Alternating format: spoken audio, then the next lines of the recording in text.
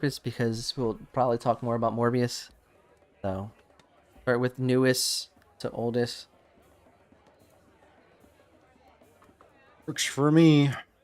Because you didn't, did you go see Sonic too? Okay, so yeah, that makes sense. Leave the Scuba and the Ry do the movies.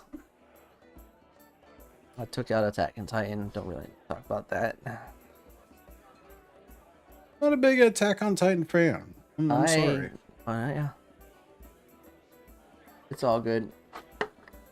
Just wanted to, because they wrapped up part 2 of the final season and they're leading into. Everybody was like, "Oh, they haven't finished it yet." It's like, yeah, there's a lot of content in the final mangas. They're gonna take their time. They're not gonna rush it. They shouldn't rush it. Yeah, because what happens? Ruins it. Yeah, what if they rush it? You'll have another Promised Neverland season 2, where the fans completely trashed it. Even the people that didn't read the manga for the Promised Neverland knew it was messed up because they rushed it. Someone who read the manga and what they did in season 2, I was mad. Like the first few episodes it was going well, and then when a certain situation happened in season 2, I knew they were skipping one huge arc and cutting out one very big prominent character that was part of the show or part of the manga out. And then when they fast-tracked, they cut out a huge arc which pertained to the development of the main character as well as the lore of why there's humans and demons in this world. And then they cut a huge chunk about the demon society and more about what was the promise that they made in the manga. So basically there's like this huge mythology in the Promised Neverland, which is really good, and you find out why the world is what it is, why the demons farm humans, because they need humans to survive. Because what happens is if they don't feed off the humans, they will just regress into an animalistic state, the demons. And what you find out through the manga, which they also do in the show, but they do it very sped up, is you find out that that there was a promise made between the humans and the demons. So this specific world is separated from the actual human world that we live in. And there's only one way to get in between, and there was a promise made to, for that to never be. And then you find out, like, the main character comes across a certain demon that pretty much their blood would solve all the issues with what's going to happen. And then you find out because the reason that they farm is for power and economics. Like the demon society, the hierarchy, like the main people on the top tier, the kings and queens, they knew about this one demon that had basically the Jesus of their world. Their blood, pretty much, you wouldn't need to farm humans to sustain, but because they want power and control, they kind of cast her out of society, making her look like the bad person. So they use the humans that they farm so they can maintain control over the society of demons. So that's why a lot of people were pissed of the show because of that. Because that adds to the credence of why they're being farmed.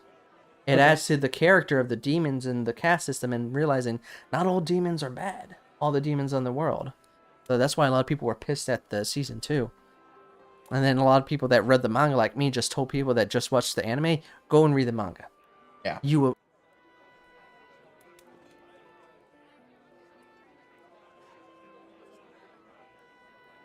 For another story. All right. But we have more stories for you people. Hi. Hi, how's it going? I don't know. How is it going? It's going. We're a little behind the little power bit curve today. late. But I mean, let's be fair. We tried a new recipe for dinner tonight. It didn't turn out that great, so we had to do something else. So we took the opportunity to do the wings trip before the end of the show. Yep, we decided to just, hey, let's eat ahead, which energized me. So I am energized. So I'm ready. I'm not tired. Yeah, I mean, and the thing, unfortunately, they had again labor shortages in the service industry, or as the manager said, spring break. Regardless, I mean, they were understaffed, and we happened to catch the tail end of a rush, so it was miserably long wait to get food. But Bright side is the food was good. Yeah, the food's good. The Weight doesn't bother me, but yep, you're correct. Short staffed. short staff. I mean, I didn't mind, but food was good, so everything's great. So hey, Dirty Buffalo in Chesapeake is awesome. Always will be. So One of my favorite places to get wings. Check it out. They have 4 locations in the Hampton Roads area. Yep. Alrighty, but hey, it's Wednesday night. It is your weekly hangout with Scuba and the Ry. The Ry. Over there we got Ry. This is our free-form conversational podcast where we're going to talk about movies, we talk about games, we talk about crafting and other projects and life in general. Conversations about his and hers and everything in between. Yeah, I mean, just think about it. You come over, you hang out with a couple of friends and hear what the latest conversation's about. So hopefully that helps out. Had some feedback from some people saying they were like, they were thinking that we didn't have a whole lot of purpose in our episodes. And to be fair, we weren't trying to have a purpose. We were trying to have a conversational podcast. The only purpose really was to give you a platform for your movie reviews so we could dive into that a bit more. Give a visual presence.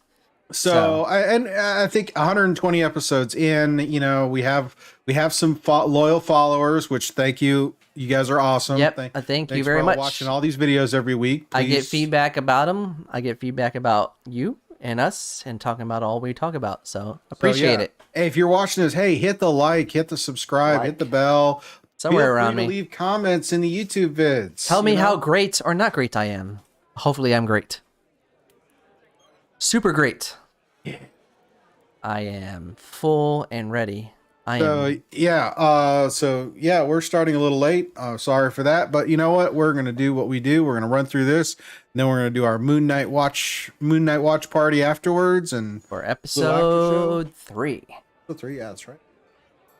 So what we got on the docket tonight, Ry? Yeah, we got since we took a hiatus, we do have a handful of reviews. So we're going to give our impressions of Halo and Moon Knight so far. You've watched more Halo than me, but you know, 2 opinions make a right. Well, I'm caught up on it. You're doing it with a friend who has to every other week. So you're an episode behind me at this point. Just an episode, but you know, 2 unique opinions. You know, we dibble dabble beforehand. So yep. Totally. Yep. Games. An interesting news piece that I thought would be interesting to talk about. Yeah, a couple of shopping habits. A couple of them. It should be interesting. And then rapid fire odds and ends, and I think you'll like some of these odds and ends. Yeah. Alrighty. So, last couple of weeks have been a little busy. Didn't do a show last week because work stuff got kind of crept up. And hey, any of us who try to have a professional job and do this kind of stuff on the side, sometimes you got to put the side stuff on hold to take care of the primary job. Push to the side. So that, and you know, so food, some to be fair, some food didn't agree with my stomach as we got close. So it was like, right, we just decided to err on the side of caution. But other than that, yeah, I've been turning and burning. The weather's starting to get warm. It's starting to feel great outside. It's time to dust off those projects that have been waiting in the wings and start making progress on them. Yep, I did see that trailer in the driveway. Yeah, so my dad got this trailer in 88, 89, had it built, used it, and has had it ever since. Gave it to his best friend, had it for a while, and it was here at the house when I bought the house, since I bought the house from my dad's best friend. Yep. And I rebuilt the trailer once, changed out, because the entire decking and side rails had completely rotten out and fallen apart. So I replaced the floor with composite board 4 years ago and did the sides in pressure treat plywood, and it didn't last that long. It kind of fell apart. It happens. So currently rebuilding it now with composite deck boards for the side rails and some pressure treat 2x4. Saladin was over at the house helping me on Sunday. We got about halfway through trying some new techniques. Ordered a lot of hardware, nuts, bolts, stuff from Amazon. So a lot of that was waiting for all the parts to arrive. And of course, buyer beware when you buy fasteners on Amazon. Okay. Well, good to know. Well, here's the thing. I have these stake bed clips. They're like a metal clip that interlock for the corners. Got it. Kind of give it a little more rigidity. Well, the bolts I was looking at buying from the home center was going to cost me about $80 for the bolts. Okay. Yet I went on Amazon, I could get a box of 100 for a third the price. So I went with the Amazon. Unfortunately, the bolts I ordered were just a hair larger than the pre-drilled holes on the stake clips. So part of the day Sunday was Fun. drilling out each of the holes. Because at first I got them, it's like, you know what, I could send these bolts back, or I could be what I want to be, and that's a maker and a shop person, and I will use what I've got and just modify it to what I need. Yeah. So that was a fun experiment to get into that, drilling, using a step bit to drill out. Yeah. We rigged up the drill press to do it. We did end up going and getting cutting oil, so that, because we only had to widen the hole like a couple 16ths of an inch. That's not too bad. No, it wasn't bad, but it was like 30 some odd clip. So it was a bit much. You got it.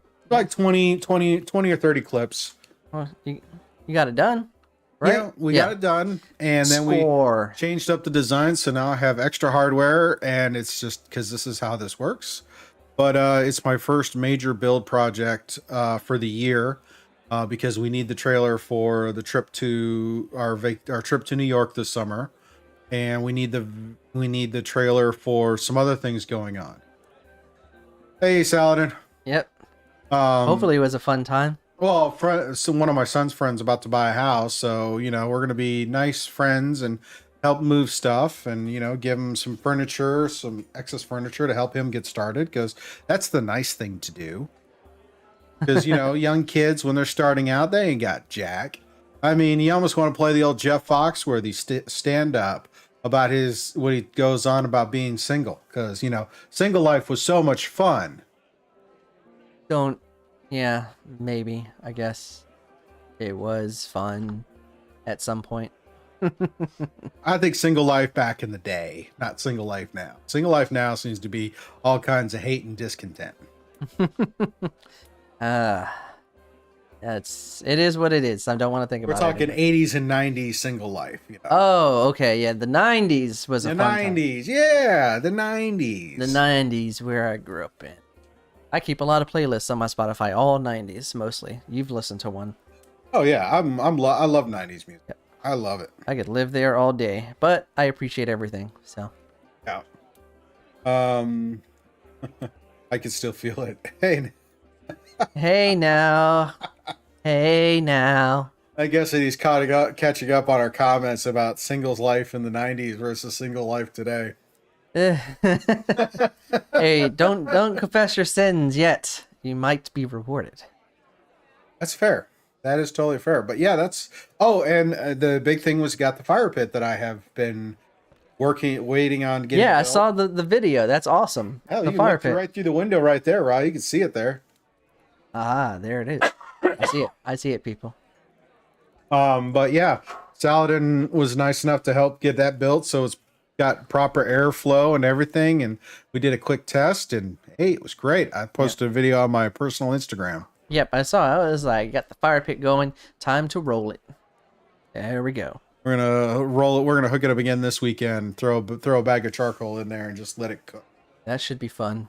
Oh yeah, can't wait. Nice to get ready for summer. Spring and summer, and do those kinds of cookout things and hangout things. Yep. I just need a new grill. Oh yeah. Yeah, the warm weather does bring more fun, and one of the things I like to do when it gets warmer and the days get longer is going up the farmhouse. I did that one of the 2 weekends that we had between our shows. Okay. They have a couple, they're always switching out their ciders, so that's why I like going there. I need to go pick up a 6-pack. Because, yeah, they did put on their website, they did a smoked flavor cider, so I need to check it out. Look at the camera, Ryan. Look at the camera. Pretend you're looking at me, but yeah, no, I'm just making sure I'm centered. But yeah, no, I'm looking down. But hey, yeah, they do have a I saw they have like some smokehouse flavor one that I want to try. So maybe it's still there when I swing by there, but who knows? But other than that, finishing up school, got one more class, so that's pretty much my weekends. Book, paper, then I'll be done. One more class to go. All right. Yeah. Yay. I've read enough books in 4 months that I've read in my lifetime, so I don't know if I want to read again. But I'll have to because there'll be another semester. You've earned the quick break. You've earned a Yes. break. You've seen the books, so you know. Except You've, for that little one. Other than that, all the other books were... yeah.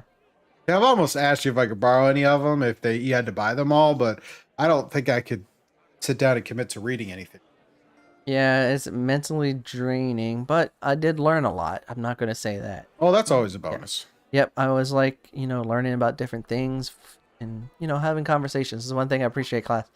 Conversations, critiques, and talk about and elevate your knowledge. Yep. That works. That works.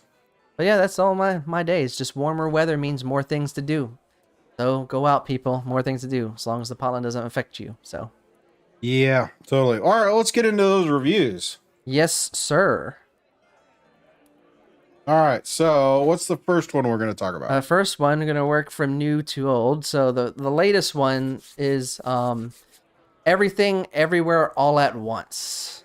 This is a indie drama, and it's a movie from the 824 studio. And if that recognizes Bell, 824 does a lot of weird, interesting, and sometimes crazy kind of films. And this is another one in the slew of films from that studio. Okay. So the lead character is played by Michelle Yeoh. If you know Michelle Yeoh, she's been in a lot of martial arts movies. One of the prominent ones most people in America know is Crouching Tiger, Hidden Dragon. But she takes a different kind of role, a different kind of approach, because this is a drama. Okay. So she plays Evelyn Wang, who is married with a single child, and the family runs a laundromat. So in the beginning of the film, you learn that there's a lot of personal drama, family drama, but a twist happens when certain plot devices kick in and you find out that she is just one of many Evelyns. And you ask, how is that possible? Well, she is one of many Evelyns in the multiverse. So what happens is she gets sucked into this multiversal war where she is the prime figure that could save the multiverse from this evil character. And from I saw this movie. It's called The One. Yeah. Jet Li, right? No. It's not like that. I mean, in a way, because there's multiple, but that one is where Jet Li was killing himself, and by killing himself, the power, he gets stronger because the powers come into. But this one is somebody wants to destroy the multiverse, and she is the key for some reason. And I'm going to stop there of explaining, because going any further deeper would reveal too many story elements that would take away from the fun. This kind of feels like crazy trippy ride, like Fear and Loathing Las Vegas, or yes, some of those other ones where it's like it seems really obscure, and then you start watching it and you're just, what random craziness is this? Yes, it's in that vein, but it is amazing. And because of the craziness and the creative aspect of how they implement the multiverse within the family drama, because at the core of this film is a family drama with the added aspect of all this multiversal stuff. And what you get to see is that the directors are able to use their creativity to morph family drama tropes within the multiversal concepts to be an artistic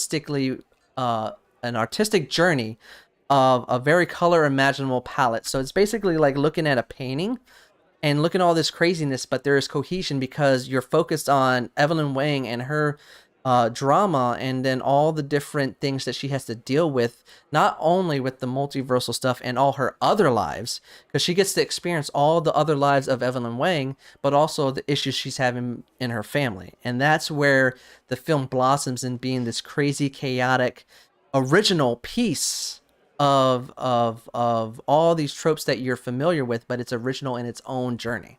Okay. And I don't want to go too far deep in it because the craziness that happens, everything, the really amazing job in this film is that for all the craziness happen, all the over the top action sequence, because Michelle Yeoh is an action star, there's a lot of action pieces, but it's placed against all this kind of foliness that makes everything unique. And all the characters in the film are awesome. Her husband is played by the guy who played Short Round in Indiana Jones Temple of Doom, the kid. So her husband is that actor. I don't have the name right here, but one of the standout roles is Jamie Lee Curtis. She plays an IRS agent, but that's just a ploy. for something else. And it's just amazing to see that dynamic between her and Evelyn. Wow. All right. So what'd you give this one? Overall, it's the imagination of how they are able to meld the multiversal techniques into being a hearted family drama that makes everything so unpredictable within its familiarity, this is one in a million, a truly original film.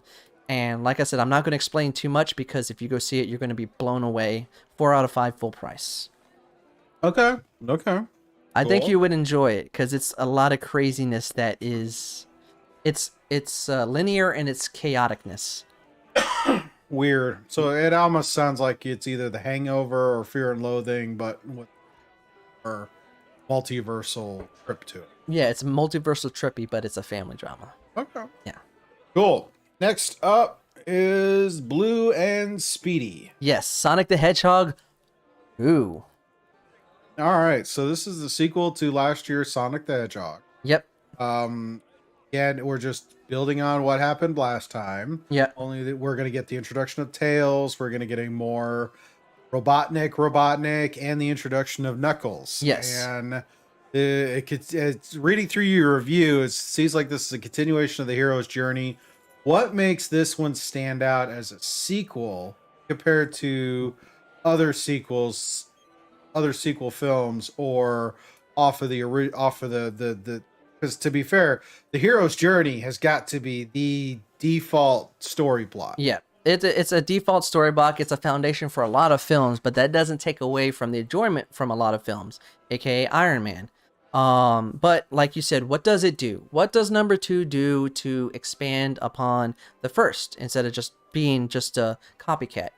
And what it does is that what this film does, it moves forward the character of Sonic, not only within his growth of the hero's tale, but it adds an extra element of what it means to be a hero, but at the same time, what it means to mature and grow up. Because Sonic is still considered a kid. So at the same time, he wants to do all this heroic stuff, but he's still very caught in his own like selfish ways because he's very prideful, but at the same time he doesn't realize that his powers can, much as they can help, they can hurt. And that's what the dynamic in this film does, is that it adds in all these extra characters from the lore. You have Tails voiced by the original actress Colin O'Shaughnessy. I can't say the last name. O'Shaughnessy.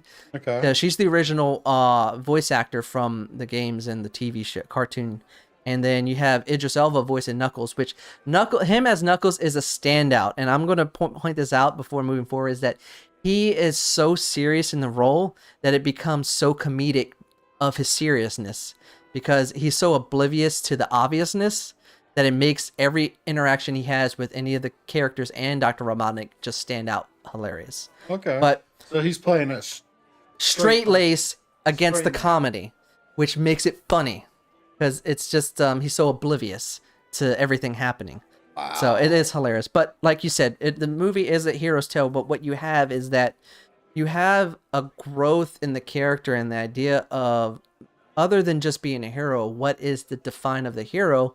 And not to mention all the nostalgia that is brought in. The sequel does something that sequels to video game movies rarely ever do, and that's actually move the story ahead, grow the characters, and grow the world building without being too obvious and hitting on the nod with the Easter eggs and nostalgia. What this film does is it ingrains the nostalgia within the story, within the characters. So it makes you care about Sonic. It makes you even more impressed but kind of scared at Dr. Robotnik. Jim Carrey steals the show again because he's just so ad-libbing in his roles that all the craziness is funny but heinous, because you don't know how much of what treachery he's going to do. And it builds upon the world of Sonic, and it's just fun just to be in this world again. Sonic has to stop Dr. Robotnik from taking over the world, and the crux of this is that he wants to get a hold of the Master Emerald. He tricks Knuckles into fighting for him, which is pulled from Sonic 3 and Sonic and Knuckles, if you've ever played those games. And it's just watching the characters and the world grow that makes this hero tale even more lively, even more impressionable, but also just fun. Okay, so what do we call it? Overall, it's a bup. I think I like this more than the second one, but you know it's still tropey. It still has that hero's tale and predictable stuff. But if you're a fan of the first and enjoy the lore and enjoy some of the Easter eggs and some of the things that happen at the end, I'm not going to spoil it. You'll have a good time. 3.5 out of 5, matinee. Okay, cool. Post credit scene. It's not too far after the credits, but anybody who's a fan of Sonic is going to enjoy it. All right, well, go check it out. Yep. All right, and our Last but review... not is Morbius, the living, wasteful. Well, I don't even care about this movie vampire. So you take this. You start this off. All right, so we were talking about this. We were spend some time talking about this a little bit, and that is Marvel, the latest comic book film, Morbius from Sony, the latest one in the Spider-Man villain verse that they're trying to put together. They've been trying to put together since Andrew Garfield was Spider-Man. I put that in quotes, people. Trying. This one we know it was delayed, reshot, all this stuff, and finally it came out. And I have to say, as a vampire film, it's blah. I mean, the film is we've talked in the past about three key points of a good film. 3 crux, people. They make a triangle. It all supports each other. Without one, it all falls apart. There's the story, there's the actors, and then there's the director. This one, the story looked, from what we could see from the story looked good. The actors promising. were on point. The problem was the director. I'm going to say it. The problem with this film, straight up, is the director, because you get into what you might think is the third act, and the whole film falls apart due to the way the decisions the director made in terms of shooting the action sequence. Jared Leto, actually, I really liked him as Morbius. I liked him as the doctor who's got this blood ailment and overall at his core is a good person. Yep. I liked Matt Smith's portrayal of Milo, who's his best friend, who ends up being the antagonist. But I mean, it's some of the story elements with that are great, but the way it ends, the way you get into the third act is really kind of falls apart, because they rely way too heavily on the CG elements to show the audience what sound feels like to these guys in their hyper attuned senses. Yeah. But the bigger thing that kind of spawns from this is we've had a number of vampire films, because at the core, this is a vampire film. At the core, it's a vampire film, and it, like, just to build upon what you said, there's a promise and a premise that they introduce. You have Jared Leto as Michael Morbius, a biochemist, and he researches, cure for his rare blood disease, and he uses a mixture of the DNA, and there is a lot of promise because they lay the framework of questioning, is it worth tampering with DNA? And then when you inject it, he has to fight this thirst of drinking blood. So what is that idea of fighting the urge, but also trying to live with the urge? And then you have to confront the consequences of your actions, because he's a vampire. And some of the actions is like, is he a good or bad person? They had the promise there. And then at a certain point, it just falls apart. Like they rely on gimmicks. They rely too much on CGI. They just rely on all the hoopla of some kind of conflict. And this is the rarity I've ever seen. They don't really have a third act. It just gets to a point, they fight, and credits. And it's like, you feel like there's supposed to have been more. You feel like there was more to build upon the character of Michael Morbius, and even the relationship between him and Milo, because they introduce an interesting dynamic, and then they just make him the villain because they need a good versus bad, something. Yeah, this really wasn't. I mean, you get your brief foreshadowing that Milo is going to be the villain early on in the film, but it's a blink and miss it moment. Not a lot of gravitas to that. No, it just when you take it in comparison or in context to the rest of the film. Yeah. And it's like, okay, I mean, we have this flashback sequence, we have some of this other stuff, and we can tell that there's a lot more dynamic that is cut out, Yeah, there's but a lot of it doesn't it doesn't increase fit. the investment. No, there's a lot of editing mishaps. You feel like there's supposed to be stuff here and it's taken out. Then you have characters that are there just to be there. They don't make any point. You have a relationship there that it has promise, but then it just leads into, not going to spoil what happens at the end, but it becomes another part of what the you know what. Well, And and the yeah, thing is, it feels very tropey. yeah, It feels very. If you take a look at vampire films over the last 15 years, yep. Which we very have a link. few stand out. Nope. So I'm gonna go and start from the beginning. So you have Dracula 2000. You have Blade 2, Queen of the Dam, and then you have Van Helsing, Underworld films. You have Blood Rain, Ultraviolet, 30 Days of Nights. You have the Twilight Saga. You have all 5 of those films. The ones that really stand out are the ones where they actually focus on character. Like, if you've ever seen The Right Ones In, which is a Eastern European movie, like, they focus on character and dynamic with the vampire element, so it enhances the experience. But other than that, a lot of them just feel, like you said, tropey, with the idea of trying something. Yeah, because it feels like a very tired subject matter. Yeah, it's like you have the element of the vampire at night, adverse to garlic or silver or sunlight, or insert some kind of device. Um, but yeah, it's like they have the premise to make a character, but they don't know where to build from. And Morbius is just another one of those. Hey, we have these promises, but it seems like they're too scared to go against the grain to be something more. Yeah, it could be. We'll never know, Yeah. but it feels like the reshoots they did for this Yeah. and the way they edited it, the film changed a lot from its original. Yeah. You could see it in the final product, but overall this was not a memorable film. I Yeah. mean, it was very much, I would say a 2.5 out of 5 to be, and honestly, I think this would have done better not in theaters, but straight to stream. Yep, we did mention that when we were talking about it last week. I would give it lower than that. I don't even think it's worth a Friday night watch. It's a rental for me, 2 out of 5. It's not the worst thing in the world, but what makes this movie so bad is that you have a promise and then you just go left field with gimmicks and tropes. I'm not expecting everything to be coda or be some deep drama of characterization, but if you're going to set up something to tell a story, tell the story. Don't go and then just rely on gimmicks because you think that the audience is stupid and not going to follow what you're trying to do.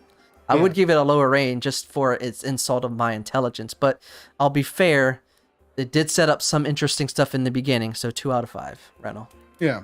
And like I said, I think if this was a straight to streaming platform, it probably would have performed better because it's one of those, all right, you know what to expect depending on where you watch it. Yeah. If you're watching a theatrical movie, you're expecting a theatrical. Yeah. This is not it.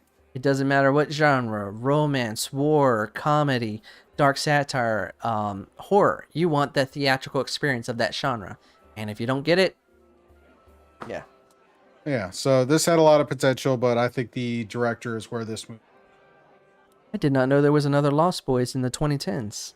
Lost Boys: The Thirst. Yeah, it tells you how well that did. Vampire Hunter, Abraham Lincoln Vampire Hunter. See, that one's memorable because that story is unique. Yeah, unique, satirical, very comic-y. I mean, I think that was originally a graphic novel or something or whatnot. That one, I mean, Blade 2, Guillermo del Toro. I mean, you really had some interesting conversation there. Dracula Untold, another one that had the promise, and then they just went gimmick. Yeah, I think I've tried to start that 3 or 4 times, and How many underworlds did they do? Five of them. Yeah, every page I keep scrolling down on this list. I found a link that lists all the vampire movies from 2000 to 2020. And like every page had like at least 2 or 3 underworld films. I didn't realize there were so many. Oh yeah, there's the first Underworld and Underworld 2. I saw the first 3. Underworld Evolution, and then the Underworld, third Rise of released, the Lycans. that was the third film. Yeah. which was the one that really tied in with the first two. And then you had Blood War and Awakening, then Blood Wars, which I mean, in Yeah, context, you told me what happened in it. And I felt ashamed by just hearing it, and I never watched it. yeah, because you didn't have a lot of the original dynamic. You had to change, the story changed, and I thought in one part from the first film to the final film, there's a nice story arc for Celine's character. Rise of Lycans is one of those you want to watch that first and then watch Underworld 1 and Underworld 2. Yeah, because it's a prequel. But if you can get by with those three films and just forget the other two, because the other two get kind of goofy. They really do. I never watched Awakening or Blood Wars. So. Yeah. They have a major time skip where it feels like it's 20, 30 years in the future. I don't know if this is any good or bad, but a movie titled Blood Sucking Bastards makes me want to watch it. I don't know. Does it have is it it's themed the same way as Inglorious Bastards? I don't know. I'm going Same. to look it up. While you continue. Well, I continue. Yeah. So vampire films really, it seems like that is an opportunity, but however, it's less about the material around vampires as to tell a really good story and integrate the vampire elements into it, which we haven't seen in a while. All right, so the synopsis for Bloodsucking Bastards is a down on his luck cubicle worker and his slacker best friend discover their new boss is a vampire who is turning their coworkers into the undead. At least they have see, this is what I'm talking about. They are spinning a different story with the concepts. That might be worth checking out. Came out in 2015.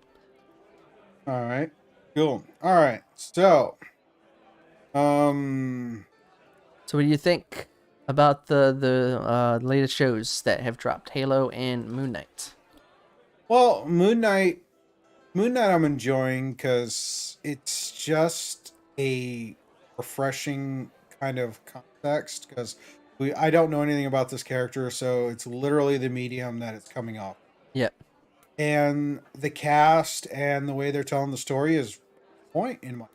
I agree with you on all those points. Like you, I know little to none about the character, but what I am enjoying is that they're able to bring in all different elements. Like you got horror, you got the mystics, you got the psychological, but make it cohesionness with the two characters and the dynamic of their fight and this mystery that they kind of drop hints over the last two episodes. See what they do in episode 3, but the cool thing is, it's not just good versus evil. There is a dynamic between both characters that make it a very hazy thing and makes it maybe they're right, maybe they're wrong, but it's a matter of choice and consequences. Especially after the end of the second episode and how Mark Spector became Moon Knight. So Yeah, that'll be fun. That'll be fun. So we'll continue that as we get closer to. yep. Halo is taking a little getting used to. Yep, you did mention that to me. So you've watched episode 1 and 2. Yep. I've watched episode 3. Episode 4 drops tomorrow, so you'll be watching 3 and 4 this weekend. Yep. I was good with episode 1 and 2. Episode 3, there were some elements that really pulled me out of enjoying it. Yep. Because of some of the changes to the understood lore and mechanics of that world to fit story they're telling. Yep. And that's definitely something that we talk about. Like when you move a property from one medium to the other, it's okay to adapt and change because you need to make sure the narrative fits the medium. But at the same time, that doesn't mean the change is going to be good. No, this one, it really was jarring and it really kind of upset me. But it's the fact that I had to take a step back and be like, look, they're trying to tell this story, and the way we understood how certain mechanics work can't fit this kind of storytelling.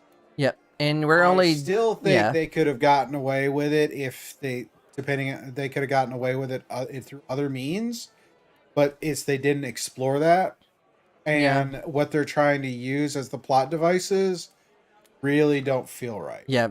After the first 2 episodes of Halo, I am enjoying it. I'm not going to say I'm blown away because it's a very mimicry of a lot of other sci-fi tropes that I've seen done better. At the same time, I like how they are adapting it and making Master Chief, not knowing the novels, have a more human attachment. I appreciate that change. I'm not kind of one of the people like, oh, he took off his helmet, I can't watch. There's a reason why. I haven't watched 3 or 4, but like you said, what you mentioned to me off the podcast, I can understand how that can be jarring when you make a change, but was it really necessary? And like you said, if they used different mechanics, maybe they didn't have to. Yeah. So what is that? Episode 3 of 10-episode series with 2 seasons. We'll see. See how it goes. This way or it'll go this way. Shows have done that, and shows will always do that forever and always. Yeah, and every show has a couple episodes. Yeah. Yeah, like even my favorite shows, there's always 1 or 2 things that, will jar me. So actually, you know what that reminds me? Last night I was cruising through HBO Max, right? Okay.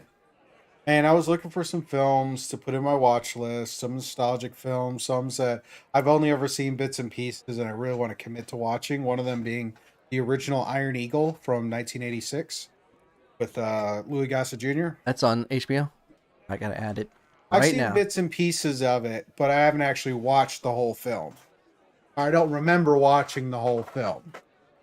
So I was doing that, but I noticed there was a sequel to the animated film Surf's Up 2 Surf Mania, which looks like it was a partnership between Illumination Studios and WWE for this animation. And the thing that got me right off the bat for this, and this is a plot change to fit the story, is it seems to completely ignore the character growth and the character from the first film and all of the plot points. It seems like, we'll hit the main highlight for what happened at the end, but some of the subtleties of the characters, they just completely rewrote to fit this new story. And for me, that was the deal breaker. Yeah, sometimes like you said, if you just make a change to change because you're doing something else, you got to make it at least reasonable. Yeah. Yeah. And just a side note, the Kingsman's up on HBO Max now. Yes, it's on my list. I'm going to give it a shot. Same with Death on the Nile. My nostalgia just kicked in. I see Full House. Oh, yeah. There's a lot of TV and stuff. Yeah. Oh, okay. Right. Go fall down the rabbit hole another time. Yeah. But, yeah, I'll see where Halo goes. And more than 3 or 4, we are at least going to have 2 seasons of it, so we'll see what happens. Moon Knight, I'm loving where it's going, so we'll see what 3 does. But some news dropped over last week. Last 2 weeks was the new season for The Witcher has started filming. Yep, and they dropped a photo of showing Ciri, Geralt, and Yennefer. It's snowy. Let's see some other news stuff that's come up. In case you haven't heard yet, the E3 Expo that is normally in June in California has been canceled. Not just digital, but physical. So everything's canceled, which is actually a bad thing. And it's probably, with more of these cancellations, obviously when it got canceled a couple of years ago, we know why. But then last year was a little, and then this year they canceled. It just seems like over the last decade, E3 has kind of lost its gravitas in the video game sphere as the prime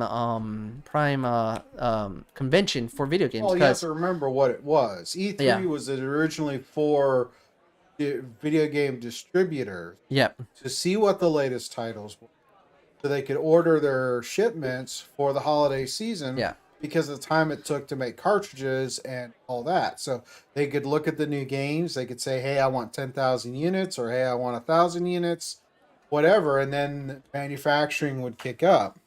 Since we've had this digital revolution where it's like, hey, I don't have to buy a physical disc to get a game. I could download it through a digital marketplace. And it became more of a venue for films and geek culture, and it started to become like an offshoot of like Comic-Con.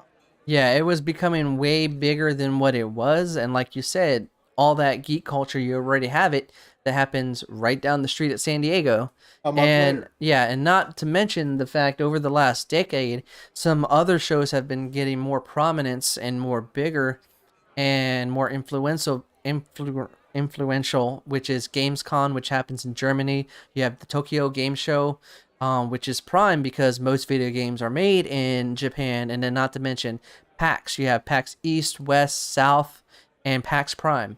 You know, PAX has So been nailing it. But the other thing is the biggest draw for E3 are the big news conferences from the big three, and yeah, then some of the smaller studios.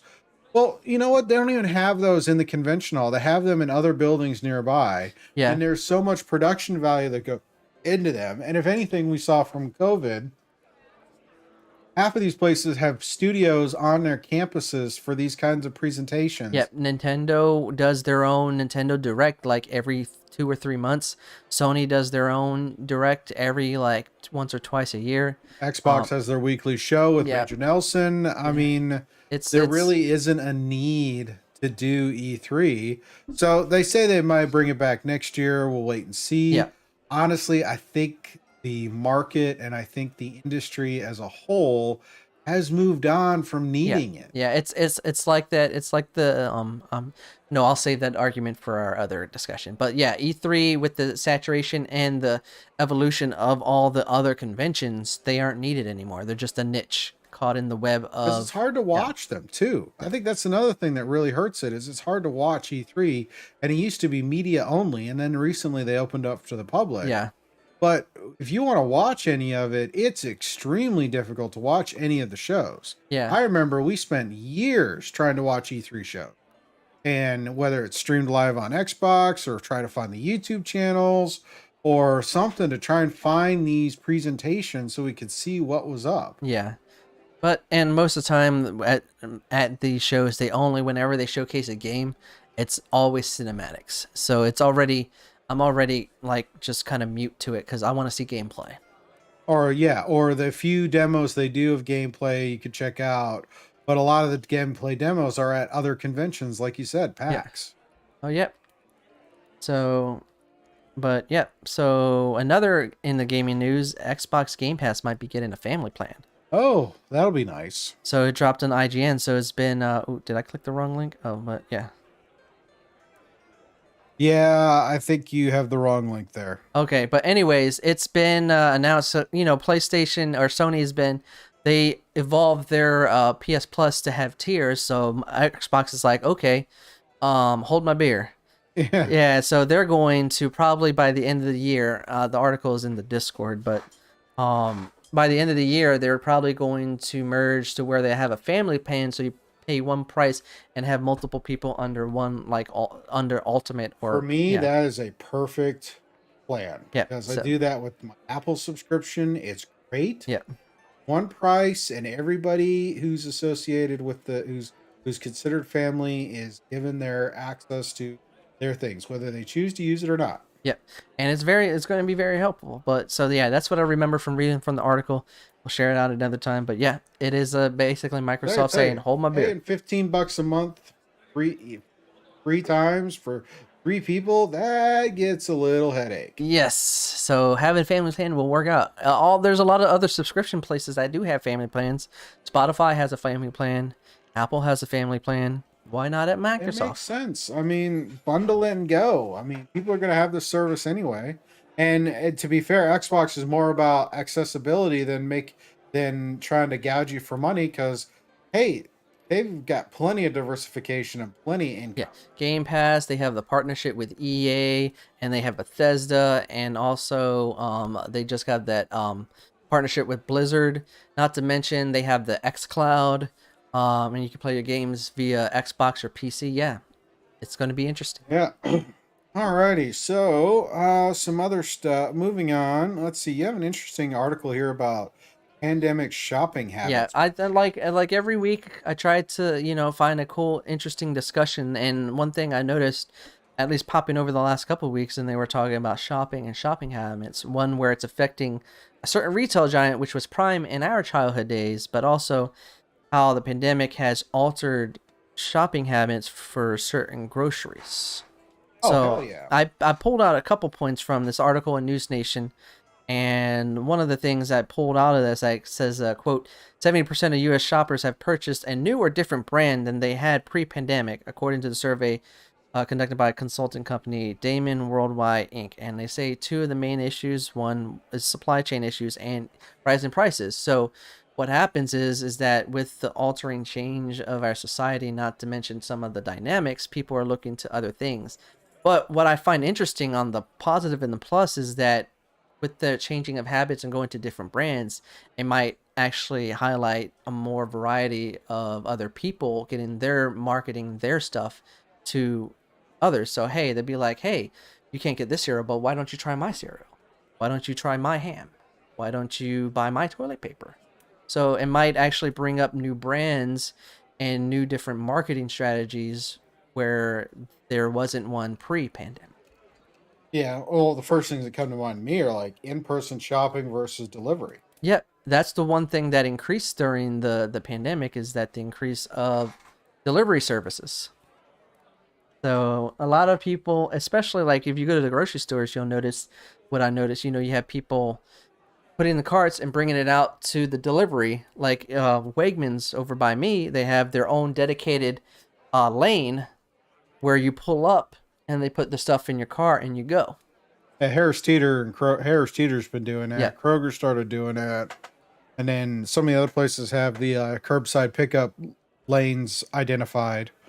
But you say tying this into is Kmart finally done? Are we fine? almost. Is it on its last? So, speaking of changing shopping habits, this isn't a pandemic influence. This has been something that's been stabbing at it Kmart's for been years. on the decline for years. So, in the AP article, so at once they had 2,000 stores, and it all came down to currently, for this closure, they had 3 stores in the continental U.S.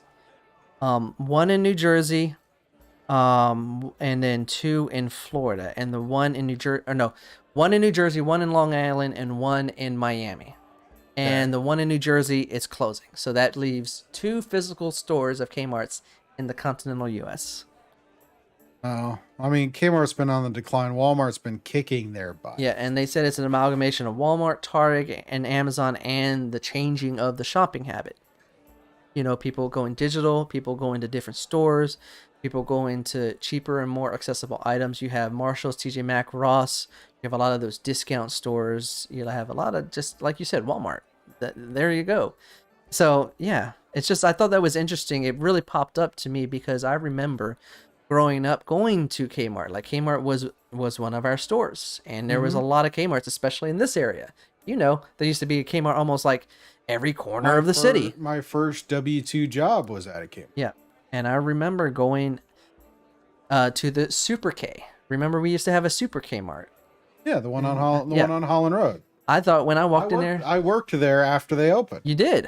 I might have saw you when I walked in there one day. I worked there. That was like my first W-2 job. Worked there as a utility for the first round. Utility was the crew that changed the trash cans and went out and collected the carts in the parking lot. Yep. And then I went on vacation to Texas to visit family. Came back and started being a cashier. I was a cashier pretty much up till I graduated high school.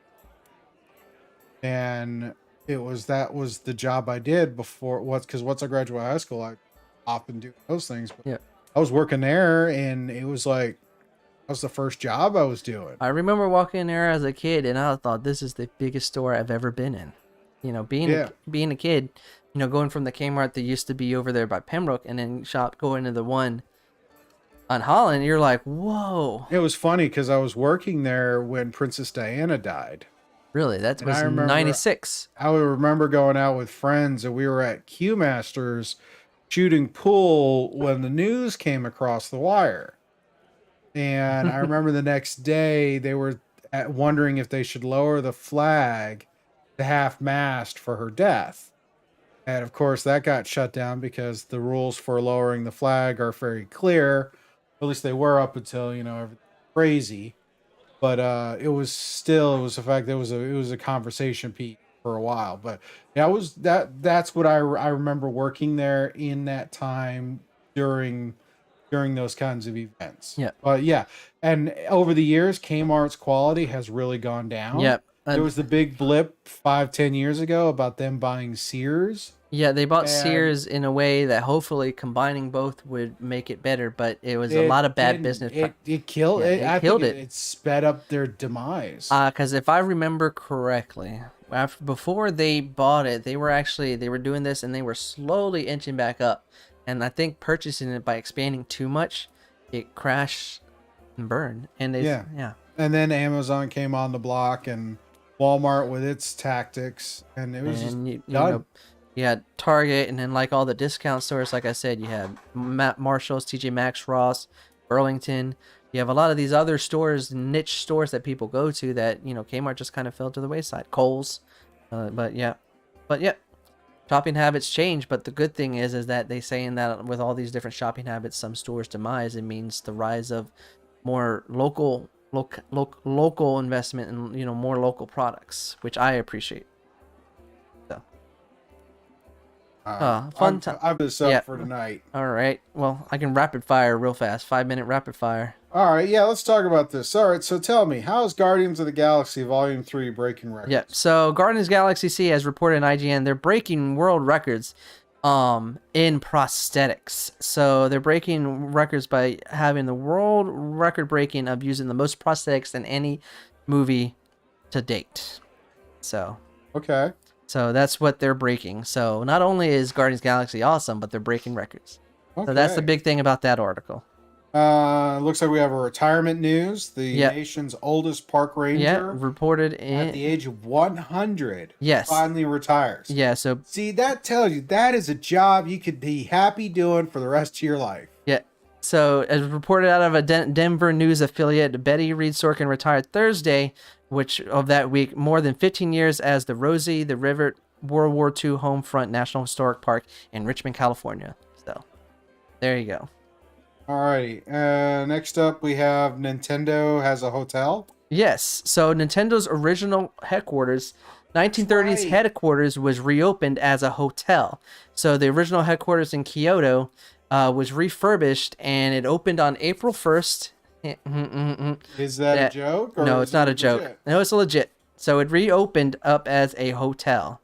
So you can stay there and experience the sense. Rooms at the hotel start at 180,000 yen, which translates into $880 per night. Oh, hell, man. What the? Okay. Yep. So if you want to go to stay in the hotel, you can. And $800 a night. Okay. Well, it is what it is. Okay. Tourism. So we got some sciencey news. Sciencey news. Yeah. What's up with Pluto? Up in Pluto, reported NBC News. So they found that on Pluto they have volcanoes, but they don't. Everybody thinks about volcanoes when they shoot ashes and lava and. I think that's relative based on it. But the volcanoes on Pluto, since Pluto's so far away from the sun, their volcanoes shoot out ice. So they don't. That sounds like a great D&D setting. Yeah. So they shoot out ice instead of lava. So take that to the bank. And then last but not least, Pay by Your Hand from BBC. What is up with this? So they have developed a microchip that you can implant in your hand and then use your hand to pay at the machine instead of using your card. You got to say it. Talk to the hand. Just got to say it. Sorry. Talk to the hand. Boop, boop, boop, boop, boop, boop. You just walk up to Target and be like, talk to the hand. Yeah, see, I've got issues with that because it's like you just wave your hand. Next thing you know, you're buying the whole store.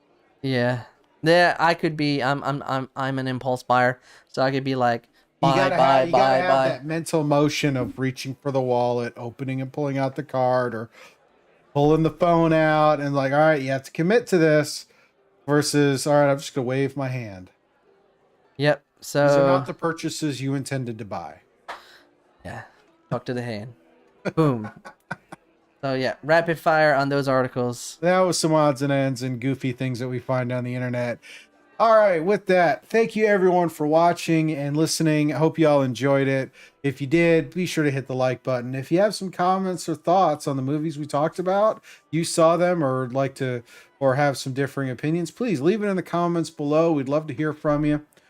Shout out and a thank you to Sirenscape for the background music and soundboards. This is a custom set I have created strictly for the podcast. You can use it for tabletop gaming and other board game ambiance. Go check them out at sirenscape.com. They have a vast library of sounds to pick from. Thank you, of course, to Ry for coming to hang out on another Wednesday night. If you want to support the channel, please like and share the video. If you'd like to do more, you totally can. You can head over to patreon.com/Scuba Studio. Check us out there. Link in the description. And consider being a patron. One of the perks of being a patron is we have an after show live stream that we normally do after the main podcast, where we just continue to talk and maybe go into spoiler territory or offer some insights on some of the stuff we have going on. Yes, sir. So other than that, thank y'all for your time. Thank y'all for your support. Stay safe, love each other, get ready for that spring warm weather, and we will see you next week. Bye, everybody. Talk to the hand. Peace. Seriously, you had to do that? All right. Yes, I did. Okay. Yeah. All right. Good night, everybody.